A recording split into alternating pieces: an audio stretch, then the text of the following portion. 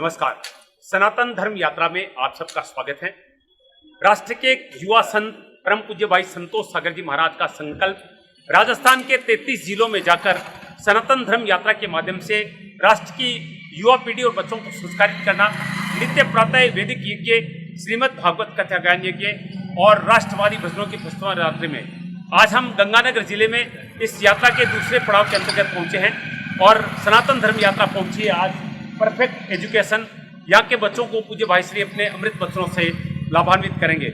आइए श्री गंगानगर के perfect education से सनातन धर्म यात्रा के आज के कार्यक्रम का अवलोकन करते हैं।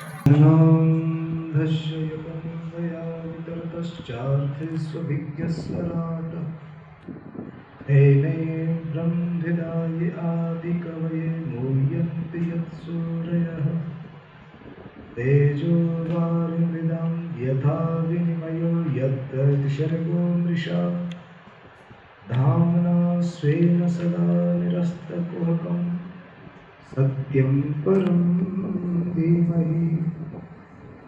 कृष्णाय वासुदेवाय हरये परमात्मने प्रणतः क्लेशनाशाय गोविन्दाय नमो नमः।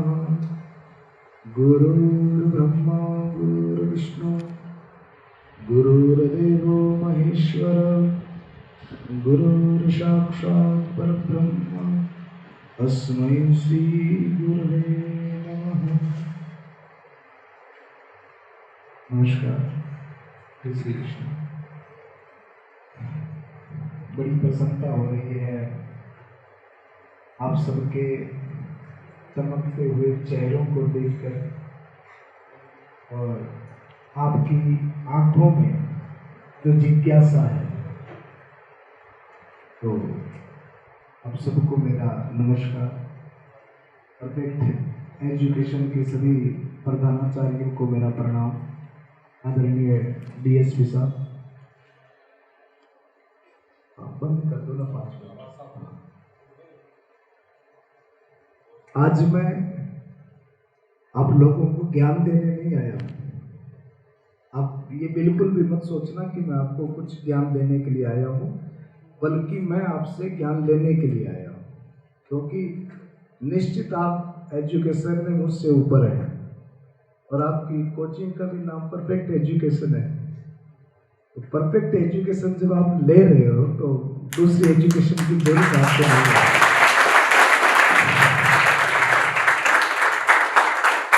फिर भी कुछ बातें मैं आपसे करना चाहता हूँ। 1 साल का एक संकल्प लिया है राजस्थान के 33 जिलों में जाकर 1 साल में जितना संभव हो सके उतने युवाओं से, बच्चों से जुड़ने का मेरा मंतव्य है।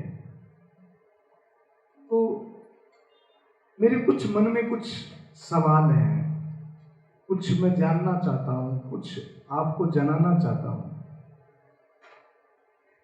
आप नर्सरी से लेकर के कोई आईआईटी की तैयारी कर रहा है, कोई एमबीए की तैयारी कर रहा है, कोई बीएड कर रहा है, कोई सीए कर रहा है, कोई एलएलबी कर रहा है, कोई कुछ कर रहा है। आप सब अपने हिसाब से तैयारियां कर रहे हैं।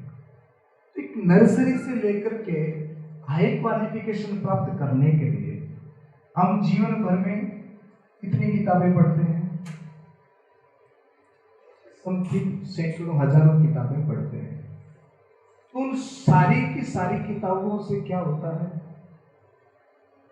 बुद्धि तेज होती है, हमारा ज्ञान बढ़ता है। 5 साल के, 4 साल के जब हम रहे होंगे या हमारे घर में 5-5 साल के बच्चे हैं, आप देखते हैं कि वो छोटे छोटे खिलौनों से खेलते हैं।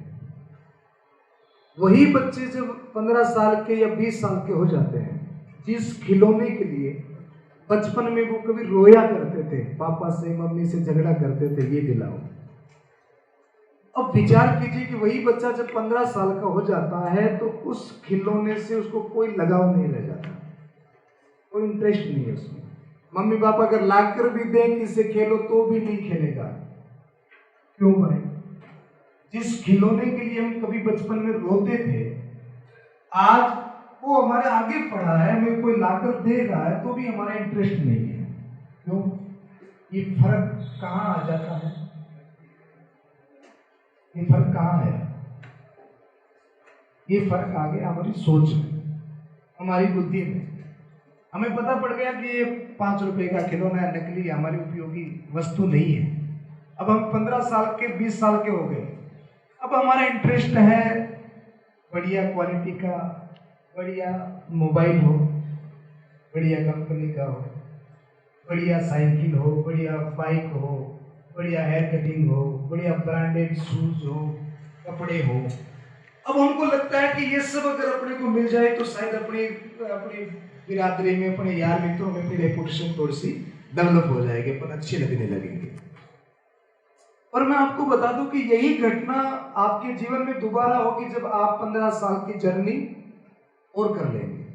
10 साल 15 साल बाद में आपको ये चीजें आकर्षित नहीं करेंगी, ये कपड़े, ये मोबाइल, ये सब चीजें आपको आकर्षित नहीं करने वाली। उसके बाद में आपकी थिंकिंग में इतना चेंज आ जाएगा, फिर आप लगेगा कि यार अपनी सब जगह बड़ी अप्रोच हो, हम जहाँ पर भी जाएं वहाँ पर 20, 50, 100 लोग अपने आगे पीछे हो, अपना होल्डिंग जो है अपने परिवार में, यार मित्रों में या समाज में अपना होल्ड जो है वो अच्छा हो। यानी कि हर 10 ईयर्स बाद में अपने मन मस्तिष्क में परिवर्तन आता रहता है। क्योंकि एक तो होती है किताबी शिक्षा जो हम किताबों से ग्रहण करते हैं कोचिंग में, यूनिवर्सिटी में, कॉलेज में, स्कूल में, और एक होती है अनुभवी जीवन। जब हम समाज में जाकर धरातल पे काम करते हैं, प्लेटफॉर्म पर जब काम करते हैं, तब हमारा अनुभव जो है वो एकदम बिल्कुल परिवर्तन हो जाता है, हमारी सोच अलग हो जाती है, हमारा सोचने का तरीका अलग हो जाता है। अभी हमारे आदरणीय शिव शंकर जी ने आपको बुद्धि बल और मनोबल की बात कही। तो किताबें पढ़ने से तो निश्चित हमारा मनोबल है, बुद्धि बल बहुत बढ़ जाएगा, हमें हर चीज का जनरल नॉलेज होगा, किस समय क्या घटना हो रही है, किस देश में, कौन सी कंट्री में क्या हो रहा है, हमारे देश की अर्थव्यवस्था क्या है, सारी चीजों का हमें नॉलेज होगा। कौन सा नया आविष्कार हुआ है, कौन सी की तैयारी चल रही है, इस सारी चीजें किताबों से, जनरल नॉलेज से, टेलीविजनों से हमें प्राप्त होती है। अब इन सारी चीजों के साथ साथ में एक बहुत बड़ी चीज है जिसकी आज बहुत ज्यादा कमी है, वो चीज है मनोबल। आज आप देखते होंगे टेलीविजन पर, मोबाइल पर, हाई क्वालिफिकेटेड लोग जिनकी पहुंच बहुत लंबी है, जिनके पास में पैसा भी है, नाम भी है, ख्याति भी है, पद भी है, सब कुछ है, फिर भी आज आप सैकड़ों ऐसे उदाहरण मैं आपको बता सकता हूं इस एक दशक में कि 50 ऐसे चेहरे जो फेमस हैं उन्होंने सुसाइड किया, आत्महत्या की। अभी हमारे बीकानेर में भी एक डॉक्टर थी, बहुत हाई एजुकेटेड, शायद उनका नाम अर्चना शर्मा ऐसा कुछ था, उन्होंने भी सुसाइड किया। प्रॉब्लम क्या हुई, उनके अब डॉक्टर हैं तो निश्चित दिन में 10-12 ऑपरेट करती है, वो ऑपरेशन करती है, तो महीने भर में सैकड़ों ऑपरेशन उनके हाथों से होते हैं। तो जहां सैकड़ों ऑपरेशन हो तो उसमें हो सकता है कि एक आध मिस्टेक भी हो जाए, कोई बड़ी बात नहीं है, इंसान इंसान होता, भगवान नहीं होता। तो थोड़ा सा लोगों में आक्रोश हो गया, लोगों ने उनको प्रताड़ित किया, गालियां वालियां दी, थोड़ा सा उनको डिप्रेशन हो गया, और इतनी हाई एजुकेटेड होते हुए भी वो इतना सा डिप्रेशन सहन नहीं कर पाए और उन्होंने सुसाइड कर दिया। अगर हम अभी मैं थोड़े दिन पहले एक एक्टर था सुशांत सिंह, आप जानते होंगे, इतना बढ़िया लड़का, इतना बढ़िया काम कर रहा था, उन्होंने सुसाइड कर लिया। क्यों? सब कुछ था उनके पास में, नाम था, पद था, पैसा था, फिर भी उन्होंने क्यों किया? क्योंकि उनके पास में एक चीज की कमी रह गई, वो है मनोबल। जितना बल आपके पास है, बाजूबल है, चाहे धन बल है या बुद्धि बल है, इस सारे धन का इस्तेमाल आप सही ढंग से तभी कर पाओगे जब आपके पास में मनोबल होगा। अगर मनोबल हमारे पास में नहीं है तो कितनी भी एजुकेशन हो, कितना भी धन हो, कितना भी बाजुओं में बल हो, फिर भी हम अपने जीवन के परम लक्ष्य को, हमारा जो मोटिव है, एक हर आप सबका एक मोटिव होगा ना जीवन का, कि हमें कुछ बनना है या कुछ करना है या कुछ प्राप्त करना है, तो वह मोटिव जो है वो हमारा कैसे प्राप्त हो, और मोटिव की जो दिशा है वो हमारी सही है कि नहीं है, हम जिस रास्ते से जा रहे हैं या जो हम बनना चाहते हैं उसके पीछे का जो हमारा टारगेट है, जो धारणाएं हैं, वो धारणाएं उचित है या अनुचित है, वो हमारे मोटिव के पीछे हमारा कार्य शैली जो है वो सही है कि नहीं। मैं आज आप लोगों के बीच में इसलिए उपस्थित हुआ हूँ। देखिए, हम जब पानी पीते हैं उस पानी का असर हमारी बॉडी में कितनी देर तक रहता है? कितनी देर तक रहता है? सीधी सी बात है, पानी पिएंगे तो 2 घंटे बाद में निश्चित प्यास लगेगी, 4 घंटे बाद, या कोचिंग में बैठे तो 6 घंटे बाद, और 6 घंटे के बाद में तो पानी चाहिए ही चाहिए, शरीर मांग करने लगेगा। और अगर हमने भोजन किया तो भोजन का असर हम कितनी देर तक रख सकते हैं? 6 घंटे, 12 घंटे। अगर फिर भी भोजन नहीं मिले तो 3 दिन तो कम से कम भोजन के बगैर निकाल ही सकते हैं। तो पानी का असर 6 घंटे, भोजन का असर 12 घंटे। और कहीं से भी किसी अच्छे व्यक्ति से अगर, या अच्छे ग्रंथों से या गुरुजनों से कोई हमें अच्छा कोई वेलफेयर मिल जाए, कोई एक अच्छा कोई मोटिवेशनल स्पीच मिल जाए, कोई सदुपदेश या कोई अच्छा विचार, कोई अच्छा थॉट हमको मिल जाए, तो उस थॉट का, उस विचार का असर हमारे जीवन में कितनी देर तक रहता है? लॉन्ग लाइफ, जीवन पर्यंत। कोई एक ऐसी बात जो हमारे जीवन में क्रांति कर दे, हमारे जीवन को बदल दे, एक ऐसी बात जो हमारे जीवन में उतर जाए तो लॉन्ग लाइफ हमारे जीवन को बदल सकती है। देखिए, कुछ भी अच्छा करने के लिए, कुछ भी बड़ा करने के लिए कोई विशेष आयाम की आवश्यकता नहीं होती है, कोई विशेष क्रियाओं की आवश्यकता नहीं होती है, विशेष उम्र का भी ये कोई शेड्यूल नहीं है कि इतनी उम्र होने के बाद में ही आदमी ये कर सकता है। स्वामी विवेकानंद के बारे में निश्चित आप सब लोग जानते हो, पढ़ा भी होगा। तो स्वामी विवेकानंद की आयु कितनी थी जब वो 100 वर्ष करके चले गए, यहाँ से डेथ हो गई थी? तो उनकी है 36। 36। तो एक विचार होता है कि 36 की जो आयु है, मैं आजकल के युवाओं को देखता हूं तो थोड़ा सा दुख होता है, तकलीफ होती है। 25, 30 वर्ष के युवा एरी वेरी में लगे रहते हैं, फैशन में और वेशन में लगे रहते हैं, और अपना जीवन जो है वो बर्बाद कर देते हैं। युवाओं को 2 ही चीज खत्म करती है, एक तो फैशन और एक व्यसन। इन 2 चीजों से जो युवा ऊपर उठ गया, फैशन से और व्यसन से, वो निश्चित अपने मोटिव को और अपने लक्ष्य को प्राप्त करता ही करता है।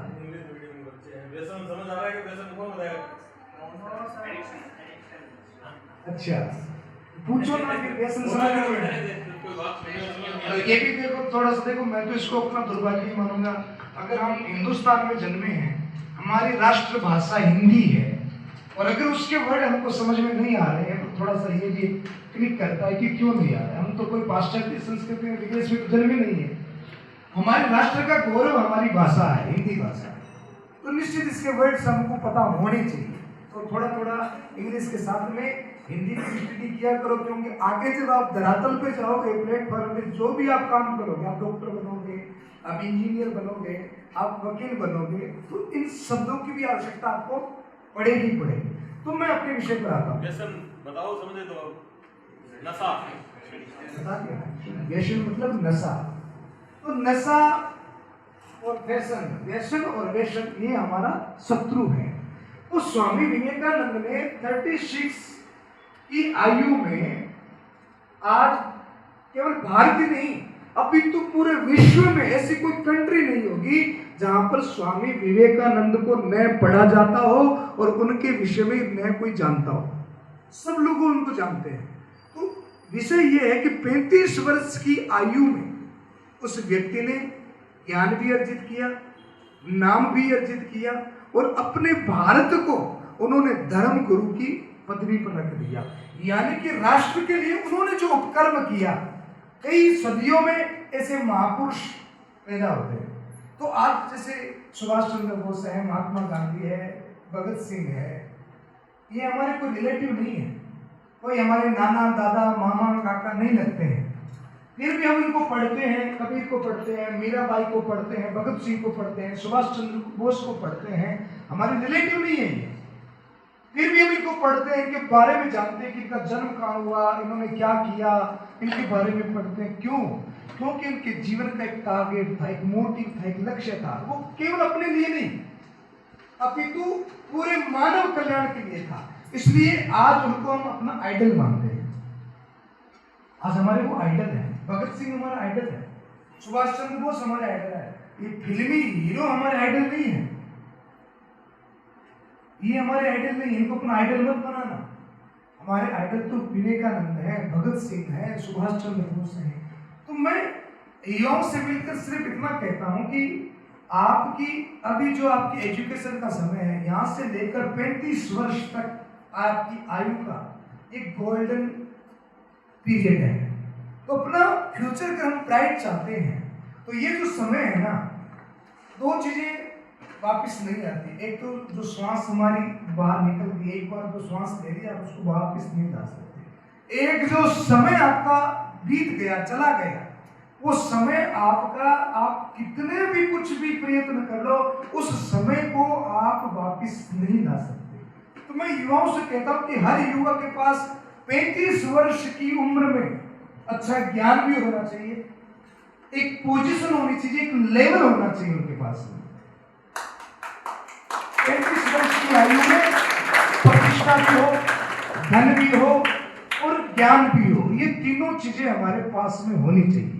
और ये तीनों चीजें प्राप्त होती है हमें मनोबल से। और वो मनोबल हमारा कैसे बढ़ता है? आपका एजुकेशन का, पढ़ाई का कोचिंग चल रही होगी, ज्यादा समय में आपका नहीं दूंगा। मैं एक किताब आपको सजेस्ट करूंगा, आप में से बहुत लोग होंगे तो उसको पढ़ते भी। पढ़ा है किसी ने आज तक इसको? एक भी आप में से? नाम तो बड़ा होगा, जानते तो इसके बारे में? नहीं खोला होगा, नाम तो बड़ा होगा, आपने कईयों के घर में भी होगी, दादा दादी पढ़ते होंगे। किसके घर में है? निश्चित भगवत गीता सबके घर है। देखो हम तो ये समझते हैं दादा दादी पढ़ने ले, हमारे पढ़ने ले। ये एक नहीं, दो चीजें सर। एक तो हमने भगवत गीता को ये मान लिया कि दादा दादी के पढ़ने के लिए, दूसरा हमने इसको ये मान लिया कि एक रिलीजन से संबंधित है, एक धर्म से संबंधित है, ऐसा भी लोगों ने मान लिया। तो कुछ गलतियां हमारे धर्म गुरुओं के द्वारा कहो या हमारे जो लीडरशिप है उनके द्वारा कहो। श्रीमद् भगवत गीता, आप सनातन धर्म में हो, देखो सनातन धर्म 6 धर्मों को, 6 पंथों को लेकर के सनातन धर्म बना हुआ। इसमें जैन भी हैं, हिंदू भी हैं, सिख भी हैं, वैष्णव भी हैं, शैवी भी हैं। इन सबको मिलकर के सनातन धर्म बनता है। तो निश्चित मैं आपसे अगर पूछूं कि बताओ धर्म किसे कहते हैं, आप कहते हो कि मैं हिंदू हूँ, सनातन धर्म में हूँ, या कोई कहीं कि मैं जैन धर्म, सिख धर्म, मुस्लिम धर्म, क्रिश्चियन धर्म। तो आप में से कोई मुझे बता सकता है कि धर्म मीन्स क्या होता है? धर्म किसे कहते हैं?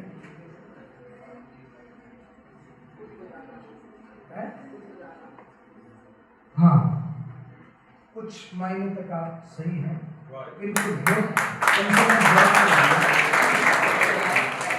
धर्म मीन सत्य, सत्य मीन्स खुद को पहचान लिया, खुद को जान लिया, तो वही सत्य है। अब मैं आपको संक्षिप्त में धर्म की बात बताता हूँ। आपसे कोई पूछे कि भाई आप सनातन धर्म में हो या सिख धर्म में हो या आप जो भी, तो धर्म मीन से क्या बोले? धर्म ईश्वर के द्वारा स्थापित की गई विधि का नाम धर्म है। हमारे महापुरुषों ने, यानी परमात्मा ने, भगवान ने जो हमको एक विधि दी। आज आप परफेक्ट एजुकेशन में पढ़ते हैं तो यहाँ का कुछ नियम है ना, कायदा है, कानून है, एक मैनेजमेंट है। तो भगवान ने जीवन जीने के लिए जो मैनेजमेंट हमको दिया है, उस मैनेजमेंट का नाम धर्म है। और जिनका अपना एक मैनेजमेंट है, घर का आपका मैनेजमेंट है, आप जिस कार्य क्षेत्र में आप काम करेंगे उसका भी अपना एक मैनेजमेंट होगा। तो इस संसार में अपने को जीने के लिए एक मैनेजमेंट है, उस मैनेजमेंट का नाम धर्म है। ये मत भगवत गीता जो है, आज आप बहुत सारे मोटिवेशनल स्पीच सुनते हो, बड़े बड़े स्पीकर मोबाइल पर आते रहते हैं, बड़ी बड़ी विदेशियों में भी बड़ी बड़ी सुंदर सुंदर पुस्तकें आपको पढ़ेगी जिससे आपको मोटिवेशनल आप होते हैं। तो मैं आपको एक बात कह देना चाहता हूँ कि जितनी भी मोटिवेशनल स्पीच आप सुनते हैं उन सब का आधार जो है वो भगवत गीता है। सारी की सारी बातें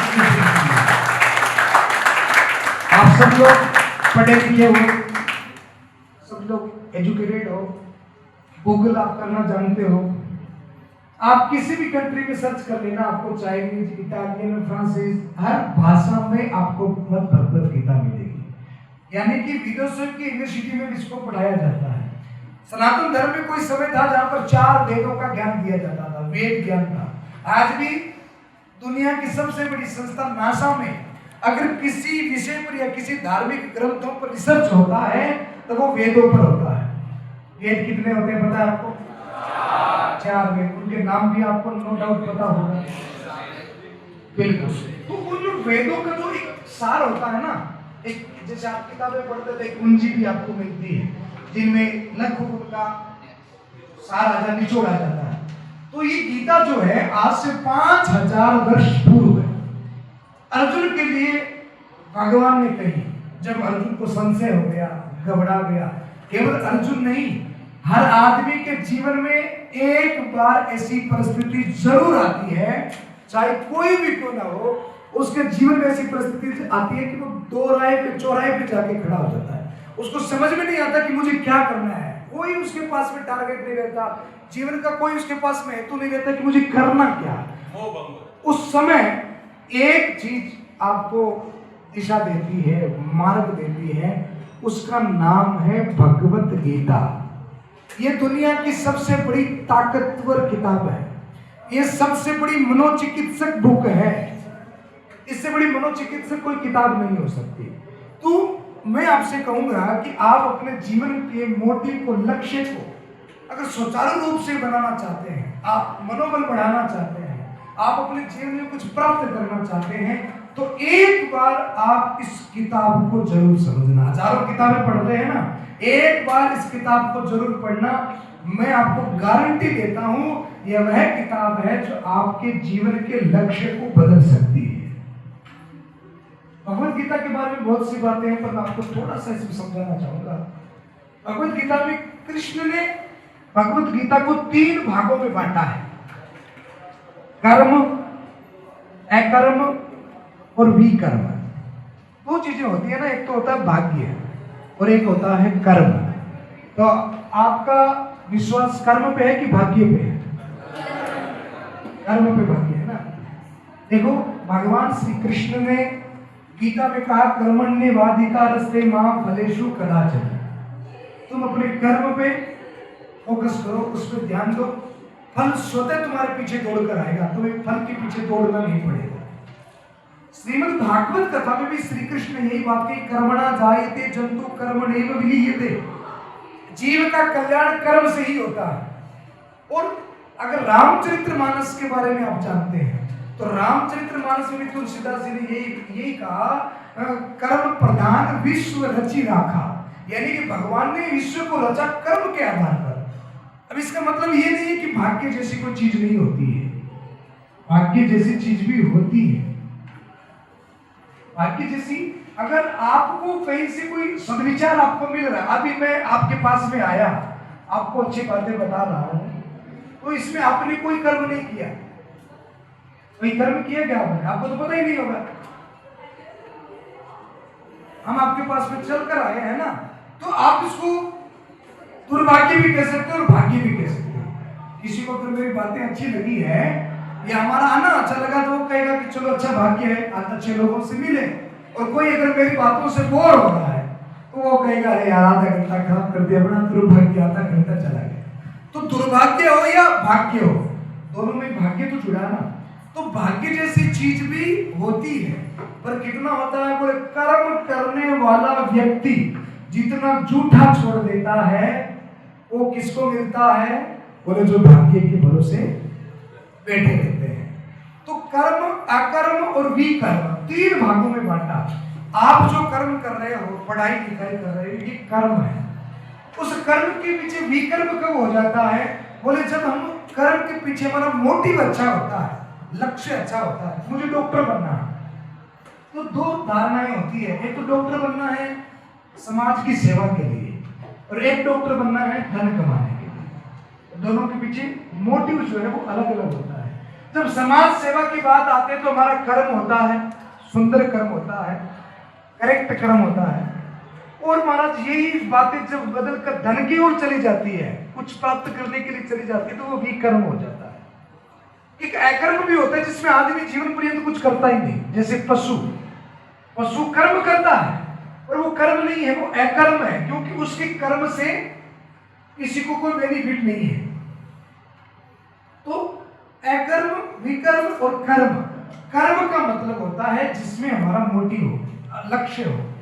जैसे एक डॉक्टर और एक डाकू, दोनों में समानताएं देखिए। डॉक्टर जो होता है वो चाकू लेकर आता है जब ऑपरेशन करता है, छुरी लेकर आता है, मुंह ढककर आता है।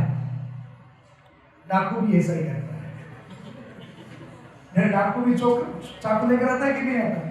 और वो भी मुंह ढककर आता है। डॉक्टर बनने वाले कितने हैं? आपको बता देना डॉक्टर।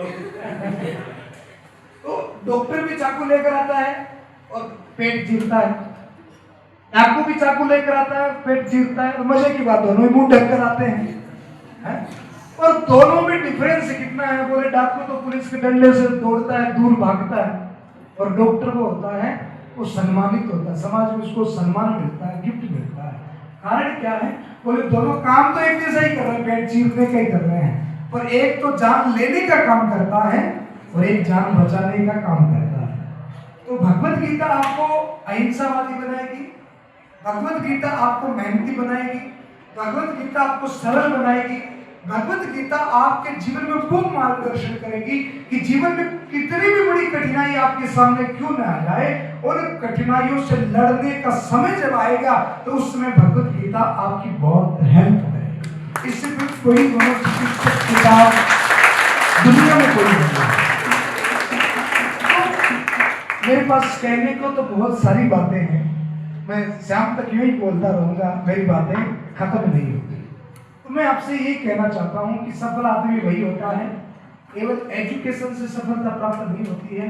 सफल आदमी वो होता है जिसके पास में ज्ञान भी हो, ज्ञान भी होना जरूरी है, जिसके पास में कर्म करने की शक्ति भी हो। खाली ज्ञान हो, काम कुछ नहीं करे तो ज्ञान क्या करेगा?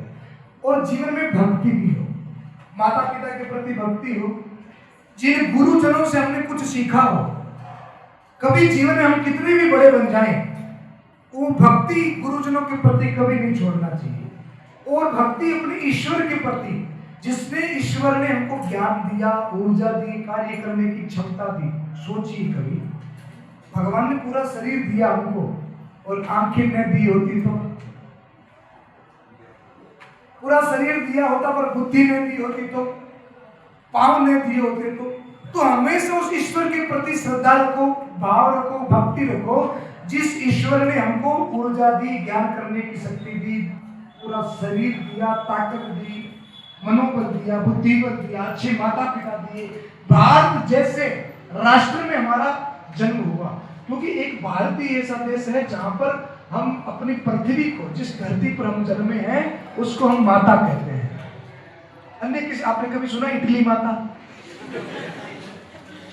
आपने सुना कभी अमेरिका माता? कभी नहीं सुना। तो केवल एक राष्ट्र भारत ऐसा है जहां पर हम अपनी धरती को क्या कहते हैं? मां कहते हैं। एक चुटकुला सुना दूं आपको तो।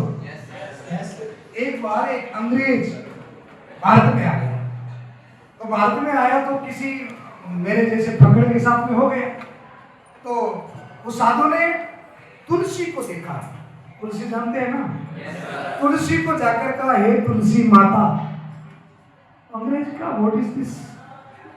पौधे को तुम माता कह रहे हो? बुद्धि खराब हो गई तुम्हारी? बोले हमारी संस्कृति ऐसी है साहब, हमारे यहाँ पर पशुओं की भी पूजा होती है, हम पशु प्रेम करते हैं, हमारे यहाँ पर प्रकृति से भी प्रेम होता है, हमारे यहाँ पर औषधियों के विषय भी प्रेम होता है। आप देखना हमारे यहाँ पर जितने देवी देवता है ना, एक भी देवता ऐसा नहीं मिलेगा जिसके पास में कोई पशु नहीं है। शिव जी के पास में जाओ तो क्या है, गणेश जी के पास जाओ तो क्या है, कार्तिक जी के पास जाओ तो क्या है, माता जी के पास जाओ तो क्या है। पशु प्रेम है कि नहीं? सब पशु से प्रेम करते हैं। हमारे भैरव जी महाराज के पास में कुत्ता है, श्वान है, तो सब प्रेम करते हैं कि नहीं पशुओं से? शिव जी को क्या प्रिय है? पत्र। शिव जी शंकर जी की जो पूजा करते हैं तो क्या चढ़ाते हैं? बेल पत्र चढ़ाते हैं। और गणेश जी को तुरवा चढ़ाते हैं। तो यानी कि हमारे देवी देवता प्रकृति से भी प्रेम करते हैं, उनको औषधियों से भी प्रेम है। हमारी संस्कृति इतनी दिव्य है, इतनी दिव्याति दिव्य है, जहां हमें प्रकृति से प्रेम करना सिखाते हैं, जहां हमें पशु प्रेम सिखाते हैं। तो ये संस्कृति बहुत अद्भुत है। तो अंग्रेज के सामने उसने कहा, हे तुलसी माता। अंग्रेज ने कहा, यार क्या तुलसी माता है, कोई बात नहीं, चलो आगे चलो। थोड़े से आगे एक वो पेड़ आता है जिसके साथ, जिसमें हाथ लगाने से खुजली हो जाती है। नाम पता आप में से किसी को? होता तो है ना ऐसा कोई पेड़, नाम तो मुझे भी नहीं पता उसका। तो एक ऐसा कोई पेड़ था जिसके छूने से खुजली हो जाती है। तो उसने कहा कि यार तुम तुलसी को माता के, तो डंडे से उस तुलसी को तोड़ दिया। उसने कहा, अच्छा भारतीयों से पंगा, चल। थोड़ा सा आगे लेकर गया तो वो खुजली वाले पेड़ को जाकर कहने लगा, प्रणाम पिताजी। अंग्रेज ने कहा, तुम भारतीय तो भी बड़े गजब के हो, किसी को माता किसी को पिता। तो अंग्रेज ने उसको भी डंडे से हिला दिया, और जो ही उस पेड़ को डंडे से हिलाया कि पूरे शरीर में खुजली हो गई। अब वो अंग्रेज नाचने लगा, अरे क्या हो गया, क्या हो गया? बोले, तुमने हमारी माता जी को छेड़ा ना, तो पिताजी को गुस्सा हो गया। हमारी माता जी को परेशान किया तो पिताजी को गुस्सा आ गया। अरे पूरे शरीर में खुजली हो गई, भैया बचाओ बचाओ। बोले चलो। बोले कहाँ? बोले गौ माता। बोले ये कौन सी माता है? बोले चलो। तो गाय के पास में लेकर आ गया और बोले, गाय का जो गोबर है ना, अब तुम्हारी रक्षा गौ माता ही कर सकती है। इस गाय के गोबर को पूरे शरीर पर लगाएगा। अब गाय के गोबर में से इंफेक्शन होते हैं कि उसको लगाने से कितना भी पुराना दाद खाज खुजली क्यों ना हो, मिट जाती है। विज्ञान भी इसको स्वीकार करता है। बोले पूरे शरीर पर गोबर लगाओ, ठीक हो गया। बोले अब पूरे कपड़े गंदे हो गए, पूरा शरीर गंदा हो गया, अब क्या करें? बोले गंगा माता।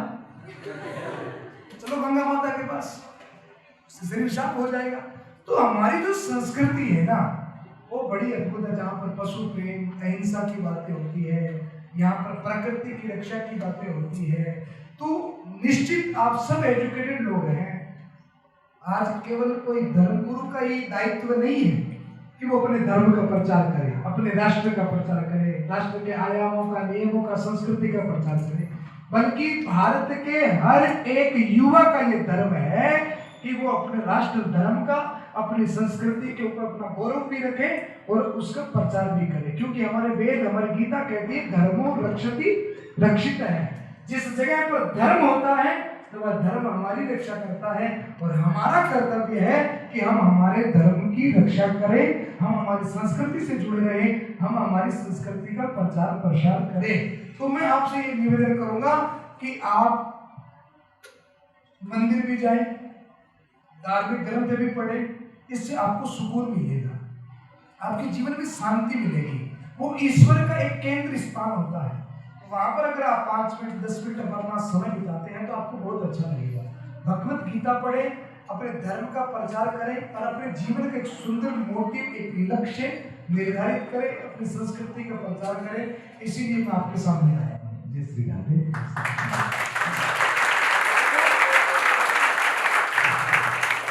ये मैं आप लोगों को आज अपनी तरफ से गिफ्ट करना चाहता हूँ। तो कौन कौन मेरा गिफ्ट स्वीकार करेगा? इसमें शर्म की क्या बात है?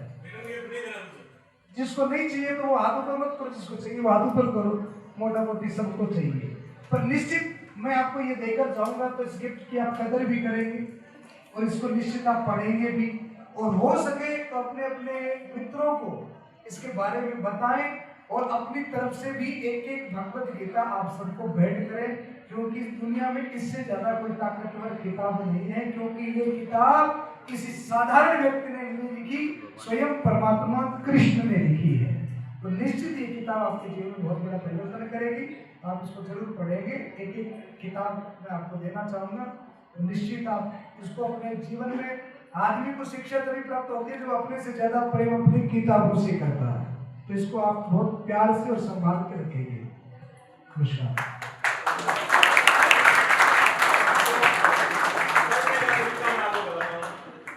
ये बहुत कठिन है, महाराज जी ने कह दिया पढ़ो, और आपने इधर से करेंगे नींद आने लगेगी, उधर से करेंगे नींद आने लगेगी। तो पढ़ने का बहुत सरल तरीका है। जैसे अपने इसमें फिजिक्स में, बायोलॉजी में कोई नया चैप्टर खोलते हैं, अपने पल्ले नहीं पड़ता, समझ नहीं आती, तो हम एक बार, दो बार, तीन बार, चार बार पढ़ते हैं और चीजें समझ आने लगती है। उसी क्रम में पहली बार इसमें 256 पेज है, आपको सिर्फ 2 पेज एक दिन पढ़ने, ज्यादा नहीं, 2 पेज, छोटी सी किताब है, 2 पेज में कितना टाइम लगेगा? 5 मिनट, ज्यादा से ज्यादा 5 मिनट लगेंगे 2 पेज में। और उसको 2 बार पढ़ोगे तो 10 मिनट, और 3 बार पढ़ोगे तो 15 मिनट। तो आपको दिन में सिर्फ 15 मिनट देने हैं, 2 पेज को 3 बार पढ़ना है, और आपको धीरे धीरे समझ आने लगेगी। और 125 दिन में, जब तक आपका एंट्रेंस टेस्ट होगा, उससे पहले गीता पूरी हो जाएगी। बोलो भगवान कृष्ण की जय। पूज्य भाई श्री एक बहुत अच्छी बात कहते हैं, वो मैं आपको बताना चाहूंगा। आपका कहना है कि आज के जो युवा हैं, आप लोग डायमंड हैं। ये बहुत अच्छी बात, मुझे इनकी सबसे अच्छी बात ये लगती है, ये कह रहे कि आप लोग डायमंड है। क्यों ऐसे बताऊं?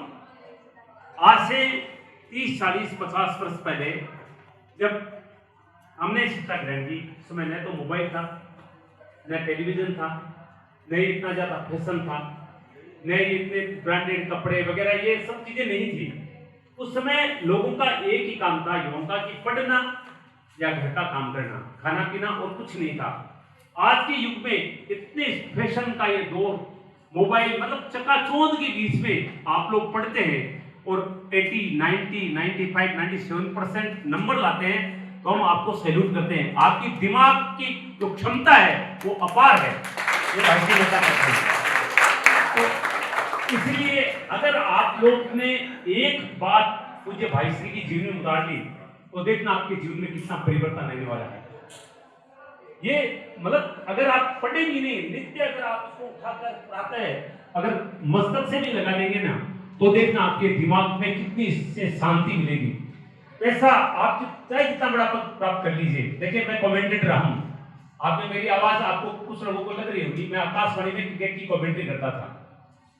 शिव कुमार तिवारी नाम अगर आपने सुना, मैं शिव कुमार तिवारी हूं, सुना आपने जी? तो मैंने कमेंट्री की, कमेंट्री करने के बाद में मुझे संतुष्टि नहीं मिली। फिर धार्मिक कार्यक्रमों की एंकरिंग आस्था संस्कार चैनल पे की। फिर मुझे लगा कि रिपोर्टिंग करनी चाहिए, मुझे पत्रकारिता करनी चाहिए। 2000 वीडियो मेरे यूट्यूब पे, एक भी अगर नेगेटिव वीडियो मिल जाए तो मैं यहीं पे बैठा हूं। टोटल पॉजिटिव, जिससे समाज को संदेश मिले, धार्मिक है, राजनीतिक, हर तरह के कार्यक्रम में कवरेज करता हूं। मुझे यही लगा कि हमारा राष्ट्र के प्रति भी कर्तव्य बनता है। बच्चों, आपका कर्तव्य केवल अपने लिए नहीं है, आपका कर्तव्य अपने माता पिता के प्रति है, आपके समाज के प्रति है, आपके राष्ट्र के प्रति है। राष्ट्र के कर्तव्य को निर्वहन करने के लिए आप लोग पढ़ाई कर रहे हैं। कोई डॉक्टर बनेगा, इंजीनियर बनेगा, कोई व्यापारी बनेगा, कोई किसान बनेगा, क्योंकि वो क्षेत्र है। जरूरी नहीं है कि पढ़े तो डॉक्टर ही बने, सीए बने, कुछ भी बने, अच्छे इंसान पहले बने, ये सबसे जरूरी है। और अच्छे इंसान बनेंगे तब लोग आपकी कदर करेंगे, क्योंकि देश साथ बैठे हैं।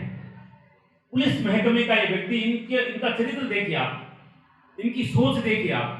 वरना पत्रकार क्लियर कहता हूं, पुलिस वालों के प्रति हमारी बहुत अच्छी छवि नहीं रहती, लेकिन सब बुरे होते हैं क्या?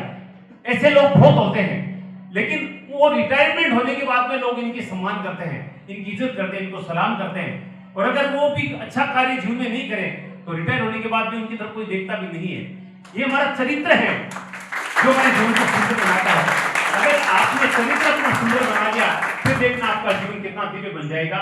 सुख, पैसा वो सुख का कारण नहीं है, सुख का कारण है हमारे जीवन में शिथिलता रहे, हमारे दिमाग में शिथिलता रहे, स्थायित्व रहे, हम सबका सम्मान करें, माता पिता का, भाइयों का, समाज का, मित्रों का, दूसरों को सुख देने से सुख मिलता है, इसके बाद जीवन में सुख प्राप्त करने का कोई साधन नहीं है। इसलिए आज का ये जो आपका आधे घंटे का ये वक्त है, ये आधे घंटा वक्त आपका जीवन का अनमोल वक्त बन सकता है। अगर एक चीज आपने जीवन में इनसे ग्रहण कर ली, फिर देखना आप भी अपने लक्ष्य को भी प्राप्त करोगे, आप जो बनना चाहते हो वो बनोगे और समाज और राष्ट्र की सेवा करोगे। बहुत अच्छा लगा आप सबके बीच में आकर। पूज्य भाई श्री की सनातन धर्म यात्रा आपके YouTube चैनल पर है। सनातन धर्म यात्रा के नाम से आप YouTube पर सर्च कीजिएगा या पूज्य भाई संतोष सागर जी महाराज के नाम से सर्च करेंगे। जितनी ये यात्रा चलेगी 12 दिन राजस्थान के 33 जिलों में पूरी यात्रा, और आपका ये जो वीडियो है वो भी YouTube पे कल हम अपलोड करेंगे, आप जरूर देखिएगा और अन्य लोगों तक इसको भेजिएगा, ताकि भाई श्री की जो बातें आज आपके सामने रखी है ये लाखों लोगों तक पहुंचे। ये आपसे निवेदन है। बहुत बहुत धन्यवाद आपसे। इससे पहले पवन जी बोले, मैं एक संक्षिप्त जानकारी और दे देता हूँ। महाराज श्री द्वारा यहाँ पर भागवत कथा का आयोजन किया जा रहा है। आज तीसरा दिन है। सेक्टर 17 मार्केट के पीछे पारिक भवन में शाम को 3 बजे से 7 बजे तक, क्योंकि आप लोग तो भी पढ़ाई में व्यस्त हैं, आप अपने घर वालों को, परिवारजन को जरूर अवगत करवाएं। अगर महाराज श्री की बातें अच्छी लगी है तो ऐसी और बहुत अच्छी बातें जो हमारे परिवार समाज सबके लिए आवश्यक है वहां पर भागवत कथा के दौरान होती है, तो आप अपने परिवारजन को जरूर बताएं। एक बार जरूर भागवत कथा में रिझवाएं। शाम को 3 बजे से 7 बजे तक सेक्टर 17 मार्केट जो है उसके पीछे वाले गेट के सामने पारिक भवन है, पारिक भवन में ये कथा हो रही है। धन्यवाद। सब किताब उठाइए, मैं भी एक फोटो ले लेता हूँ। बहुत अच्छा लगा आप सबके बीच में आकर। आज इस आयोजन के लिए पवन जी ने हमारे संक्षिप्त आग्रह पर तत्काल अपनी स्वीकृति देकर हम सभी को अनुग्रहित किया है। आप अपनी भावनाएं व्यक्त करें। पवन। आज श्री संतोष सागर जी महाराज के प्रवचन सुनकर बहुत अच्छा लगा और आशा है कि आप लोगों के जीवन में भी ये सब सुन के आपको परिवर्तन कुछ आएगा और आप और अच्छा अपने जीवन में कर पाएंगे। तो मैं श्री महाराज जी का तहे दिल से बहुत बहुत धन्यवाद करता हूँ कि आप यहाँ पे आए और बच्चों को अपनी अच्छी बातें बताई। और इसके साथ डीएसपी साहब का भी मैं बहुत बहुत धन्यवाद करता हूँ कि ये वो कड़ी है जिनकी वजह से आज हम श्री महाराज जी से मिल पाए हैं, तो इसके लिए भी बहुत बहुत धन्यवाद।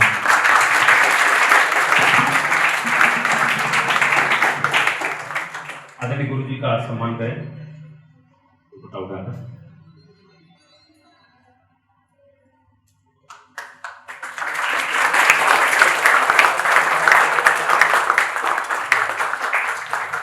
हम भगवान से ये कामना करते हैं कि आपका जीवन बहुत आनंदमय हो और आप वो दिव्यता प्राप्त करें कि राष्ट्र में आप सबका नाम हो। आप सबको बहुत बहुत धन्यवाद। नमस्कार।